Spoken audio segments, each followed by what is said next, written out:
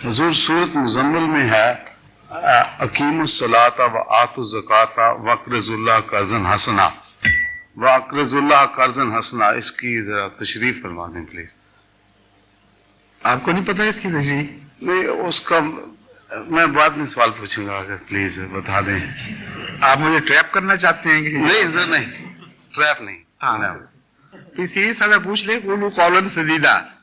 آپ کے خیال میں کیا جواب دوں گا جس پر آپ کا یہ سوال اٹھے گا، وہ بتا دیں۔ حضور میں سوچ رہا تھا واقرضوا اللہ قرضا حسنا، اس میں تبلیغ شامل ہے، وقف عارضی بھی شامل ہے، ہمارے چندہ جات بھی شامل ہیں؟ نہیں،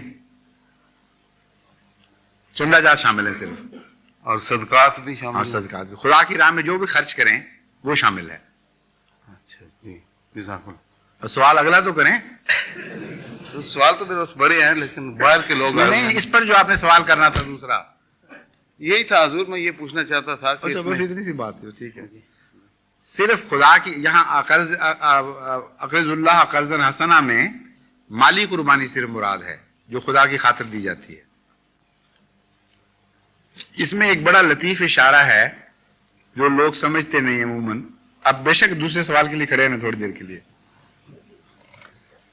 قرآن کریم یہ وعدہ کرتا ہے کہ جو تم قربانی دو گے میری راہ میں، ہم اس کو بہت بڑھا کر واپس کریں گے۔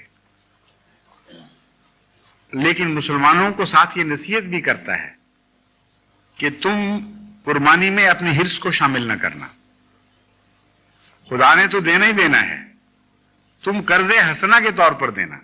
قرض حسنہ میں یہ شرط ہوتی ہے کہ ہم اس کے جواب میں کچھ بھی نہیں چاہتے۔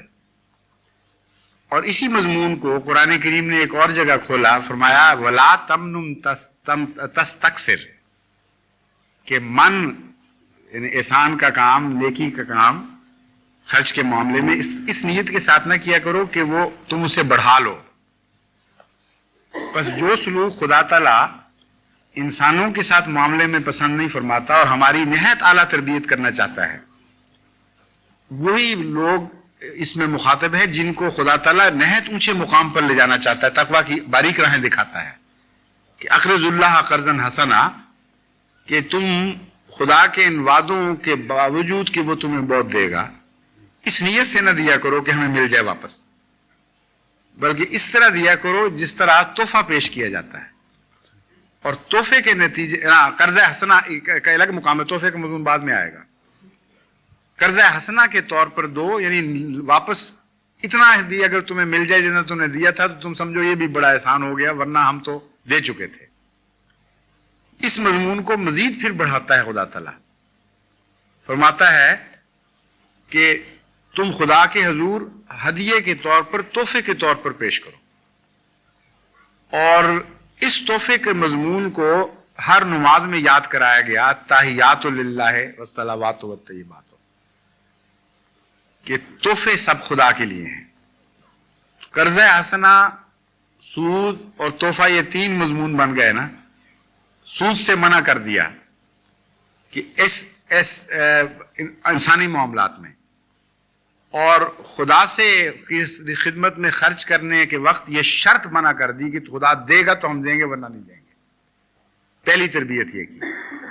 دوسری تربیت یہ فرمائی قرض حسنہ دو خدا کو، یہ نیت نہ کرو کہ ہمیں زیادہ ملے گا، یہ لالچ بھی نہ کرو۔ شرط کی تو الگ بات ہے نا، سود میں تو شرط ہوتی ہے، یہاں نیت کی بحث فرمائی کہ لالچ بھی نہ کرو کہ مجھے زیادہ ملے۔ اور ہدیے والے مضمون میں یہ فرما دیا کہ تم اتنا بھی واپس لینے کی نیت نہ کرو، بلکہ اس نیت سے پیش کرو کہ قبول ہو جائے تو خوشی ہوگی، نہ قبول ہوگا تو ہم روئیں گے۔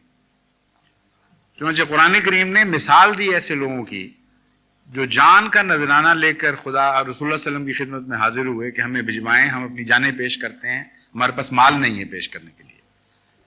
جب ان کی درخواست قبول نہ کی گئی تو قرآن کریم فرماتا ہے کہ روتے ہوئے وہاں سے واپس لوٹے کہ جو کچھ ہمارے پاس تھا ہم نے ہدیہ پیش کیا، ہم ایسے مجبور ہیں کہ ہمارا یہ ہدیہ بھی قبول نہیں کیا گیا خدا کی طرف سے۔